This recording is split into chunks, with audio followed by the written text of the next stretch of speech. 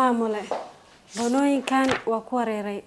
dhamaad ma lahan markaas iraado waa dhameysayba waxba qaldan madax xanuuna igu rideen arinkan maxal u raadisay shaqo dhamarabtid hal hool xitaa adoo cabasho ka soo celin ama dhameyn kartaa mudane inaa fahantid isku day dadka suuq nugula jira waxay isticmaalaan easy touch madax xanuunkan iska wareegan ma galaan maxay ilaaday easy touch muxuu yahay marka easy touch waa software inoo fududeynaa inaan ku maareysano dhammaan howlaha inoo yaala adigana ku suuragelinaa inaad la socotid dhammaan dhaqdhaqaaqa ganacsiga laga soo bilaabo dalabaadka badeecada ilaa xisaabaadka waraqadahan oo dhanna waa kaga maarmi karnaa ajiib iyo sheekada muxuu leeyahay marka